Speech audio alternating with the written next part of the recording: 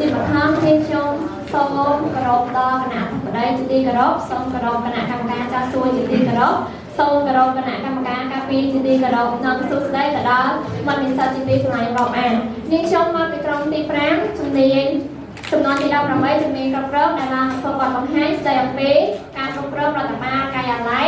ในประกอบตามสภาพในตัวนี้ที่การนาดีนะก็ออกขายในปีไม่ใจโดยตรงนิ่งชมเป็นสมาชิกจำนวนปีรูปคือรวมนิ่งชมมัวกี่ด้านไหนนั่งโลกับพิสัตนิ่งชมส่งประกาศบอกสไลด์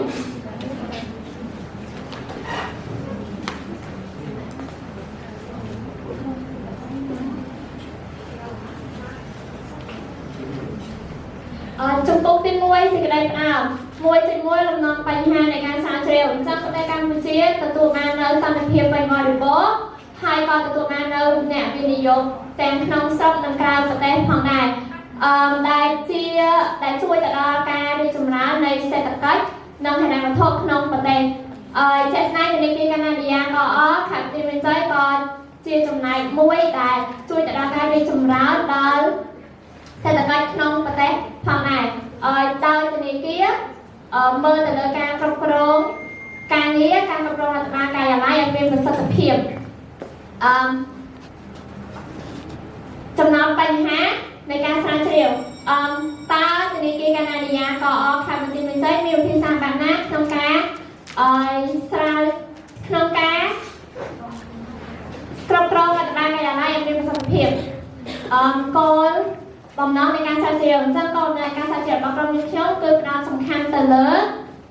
ดับไปสายย้อยปีการกรองเอกสารหรือขัดบัตรทานแต่ย้อย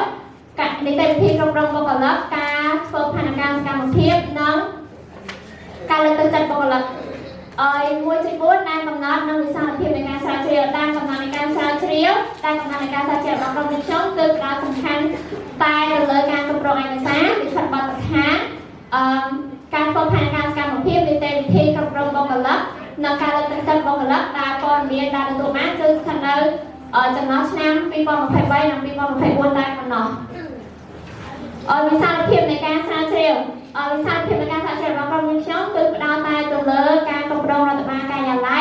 มีประสิทธิภาพขนมในที่การนาดีนะการเรียนตีตั้งขณะภูมิไปสังการแปลงเล็กรองเสริมพรแถมมันตีเป็นใจกันเนาะมวยจิตน้ำที่สร้างในการสร้างเชี่ยวประพบตั้งในจมองคือเจตั้งในจังไรนะได้ประโมทมาได้ต้อยในประการระยะการแก้ยังแจกแหละนามวยไฮตั้งในจมองนี่คือกรองในช่องตัวมาตามระยะการโจสัมเพียรได้ต้อยจมวยนั่งขณะกระโปรงถามันนั่งการต้มบัตเตะระบบว่ากันลักในจอมแปดวันตั้งในประตูประซ้ำคือเจตั้งในจังไรนะได้แต่เพื่อการศึกษาสาวเชี่ยวนั่งปกป้องเงินเซ็นได้มีสาภายจากการปราบปรามในการศึกษาสาวเชี่ยวเจ๋งแหละไทยตั้งในตัวประซ้ำนี้คือเรามีเชี่ยวตัวมาตามระยะการสาวเชี่ยวตามมันอะไรตามระยะอินเทอร์เน็ตนั่งไอซ์ซ่าได้มาบางปีสถาบันต่อที่สร้างในการสาวเชี่ยวสมโตที่สร้างในการเพียรตั้งในการเพียรตั้งในตามการกำหนดเพียรจะการเพียรตั้งในตามการกำหนดเพียรคือจีการเป็นเพียรตั้งในได้ประดาวแต่เนื้อกำหนดเพียรจีจมองได้สอบเป็นแจ๊ปีตัวสนะนางโกงนัดระบเนี่ยใส่ตามบทใดการเพียรตั้งในตามมาปานามาจะการเพียรตั้งในตามมาปานามาคือสำนักแต่เนื้อการมันชอบมาเพียรตั้งในได้แต่บ้านเราเป็นการศึกษาสอนเชี่ยวได้กำหนดโดยดูกลุ่มมดนำวิธีสร้างอันหล่อจงปกติปีรวมหลักทฤษฎีจำปีใจมวยทฤษฎีอย่างปีเทียนบัตรการกระกรองคือจีสนาเพียบโมบดมมนุษย์สมัยนั้นเลยโกดดาวนังโกบนองเราต่อมาสำนักแต่เลยสร้างปอนเสวากันหรือก็แผนเงียแต่ถัดเลยกล้าวมันนายดับบอลนิยมดับบอลเรามันไตรนี่เนี่ยกายยาไล่ประมาณจุดดาวขนมกาตำนานนะกรบเดซ่าไอกซ่าเซนเซ่นั่งตัวในปอดตำแหน่งเป็นน้องในปอดมีดแต่ละอันเดนจอนมันจะเพียรพ้นนั่งในงานโทษจีน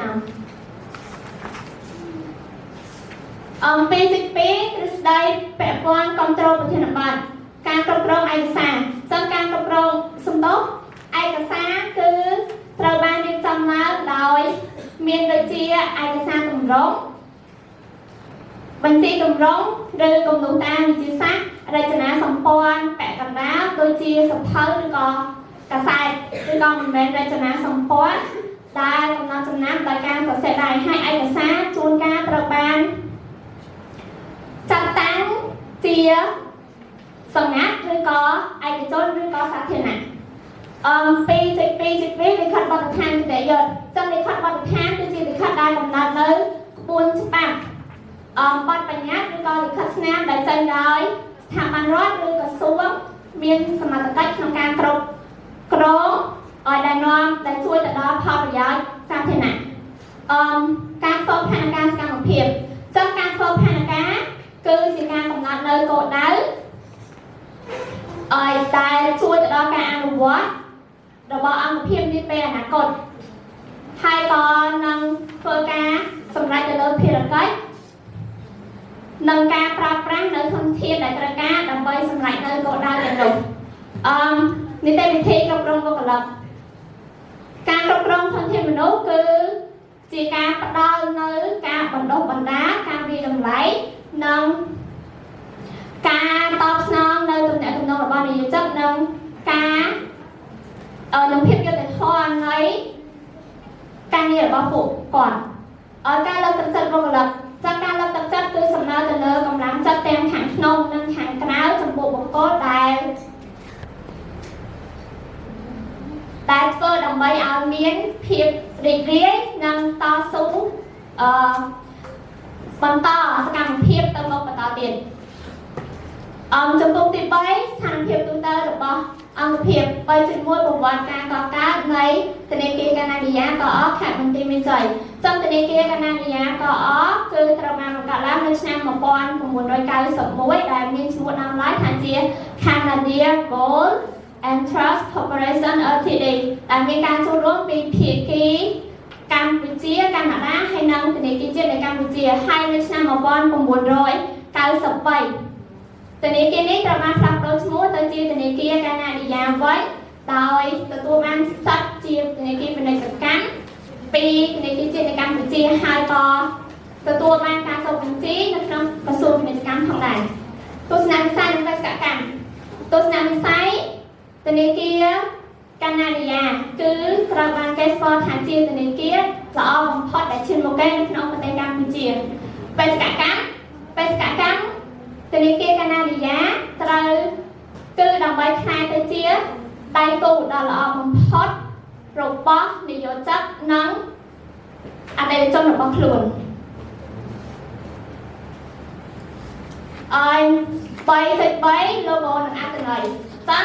នេះគឺជា logo របស់ធនាគារកាណាឌីយ៉ាដែលមានសូនខាងក្រៅរាងជារង្វង់នេះដែលតំណាងឲ្យការចូលរួមស្ថិរភាពនិងសន្តិសុខចំណែកឯនិមិត្តសញ្ញាកណ្ដាលដែលមានរាងវងជ្រុងនេះគឺតំណាងឲ្យការការពារតុល្យភាពនិងសុវត្ថិភាពហិរញ្ញវត្ថុចំណែកឯពណ៌ក្រហមនេះគឺតំណាងជានិមិត្តរូបនៃសំណាងល្អភាពរុងរឿងនិងភាពជោគជ័យចំណែកឯពណ៌មាសនេះគឺតំណាងឲ្យទ្រព្យសម្បត្តិស្ថិរភាពនិងកិត្យានុភាពហើយចំពោះឈ្មោះរបស់ធនាគារដែលជាពហុភាសាមានខ្មែរចិននិងអង់គ្លេសគឺឆ្លុះបញ្ចាំងពីឫសគល់កម្ពុជារបស់ធនាគារកាណាឌីយ៉ាមរតកចិនហើយនិងទំនាក់ទំនងអាជីវកម្មអន្តរជាតិរបស់ខ្លួន3.4 រចនាសម្ព័ន្ធគ្រប់គ្រងចឹងនេះគឺជារចនាសម្ព័ន្ធគ្រប់គ្រងរបស់ធនាគារដែលក្រុមយើងខ្ញុំទទួលបានពីធនាគារផ្ទាល់ដែលមានប្រធានសាខាចំនួន1រូបហើយមានអនុប្រធានសាខាចំនួន1រូបនិងមានប្រធានតាមផ្នែកចំនួន7រូបផងដែរការបកស្រាយរបស់នាងខ្ញុំត្រូវបានបញ្ចប់សូមបន្តទៅវត្តរួមក្រុម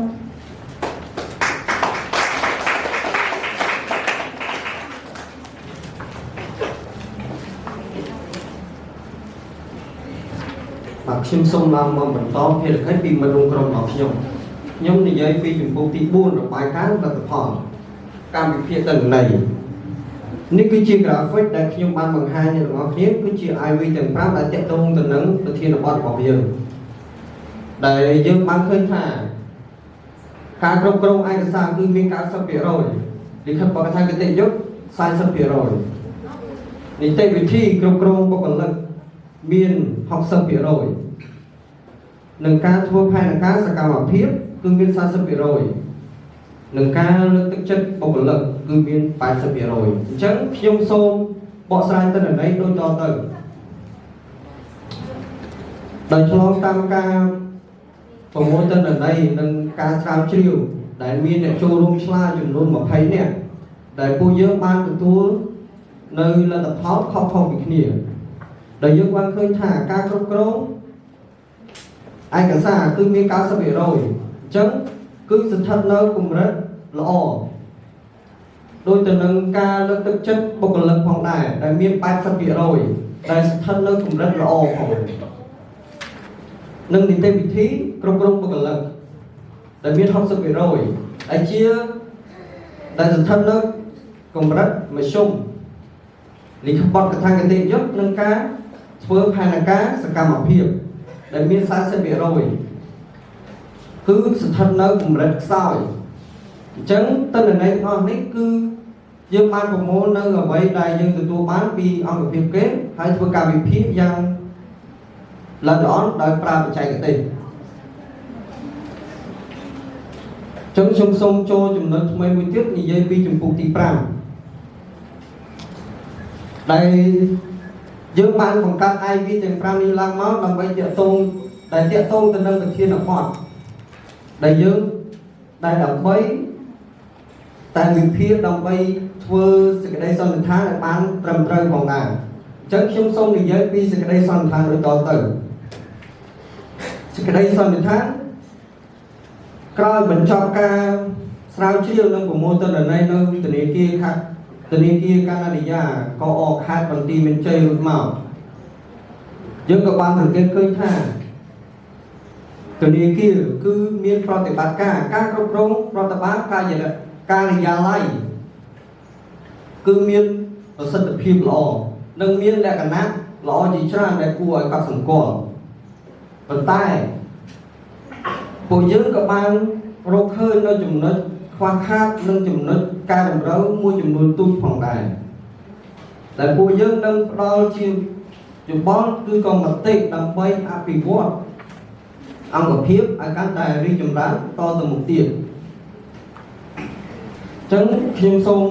និយាយពីអនុសាសន៍វិញម្ដងដែលអនុសាសន៍នោះដែលយើងបានឃើញថាធនាគារគួរតែបង្កើតលិខិតបទកថាគតិយុត្ត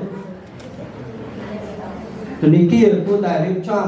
នៅផែនការរយៈពេលវែងធនាគារគួរតែរៀបពង្រឹងនៅនីតិវិធីគ្រប់គ្រងបុគ្គលិកឲ្យបានល្អប្រសើរធនាគារគួរតែពង្រឹងនៅការប្រព័ន្ធវាតម្លៃការងាររបស់បុគ្គលិកនិងជាចុងក្រោយធនាគារគួរតែរាល់នៅសំណើស្នើសុំ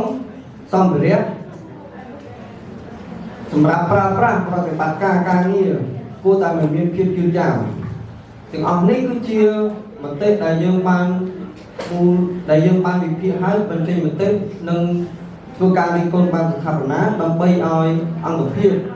កាន់តែបរិយាកាសតទៅមុខទៀតបានកាន់តែលឿនអញ្ចឹងស្លាយរបស់ខ្ញុំត្រូវបានបញ្ចប់សូមអរគុណចា៎សូមអរគុណគឺការធ្វើបង្ហាញរបស់សមាជិកក្រុមទី5ជាកិច្ចបន្តសូមប្រកោតទូនាទីជូនគណៈកម្មការចោទសួរសូមគោរពអញ្ជើញបាទសូមសួរមុនគេម្ដងខ្ញុំសួរលើប្រធានបទតែម្ដងទៅលើរដ្ឋបាលការិយាល័យហើយនិងការិយាល័យរដ្ឋបាលដូចគ្នាឬខុសគ្នាឆ្លើយមិនដឹងសិនបាទអរគុណសម្រាប់សំណួរគ្រូអញ្ចឹងខ្ញុំសូមឆ្លើយតែម្ដងចុះរដ្ឋបាលការិយាល័យនិងការិយាល័យរដ្ឋបាលគឺមានភាពខុសគ្នាមិនដូចគ្នាទេខុសយ៉ាងម៉េចដែរបាទខ្ញុំសូមឆ្លើយដូចតទៅ ខ្ញុំឆ្លើយនៅចម្លើយដែលខ្លីៗតែស្រួលយល់ បាទ ការិយាល័យរដ្ឋបាលគឺជាទីតាំងនិងកន្លែងបញ្ជាក់ពីកន្លែងធ្វើការរបស់រដ្ឋបាលការិយាល័យឯរដ្ឋបាលការិយាល័យគឺជាសកម្មភាពនឹងការប្រតិបត្តិការងារដែលរៀបចំនិងគ្រប់គ្រងសម្រាប់ការងាររដ្ឋបាល អញ្ចឹងដើម្បីប្រមូលបានព័ត៌មានពីព័ត៌មានរបស់នេះតើយើងទៅប្រមូលលោកសាកសួរពីនរណាខ្លះពាក់ព័ន្ធនឹងរដ្ឋបាលការិយាល័យនេះ បាទអរគុណសម្រាប់ជំនួយ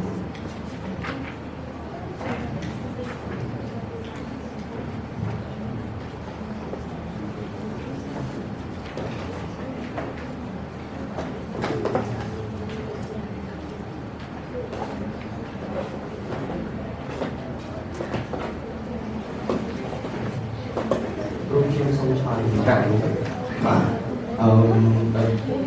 ដោយពួកខ្ញុំបានទទួល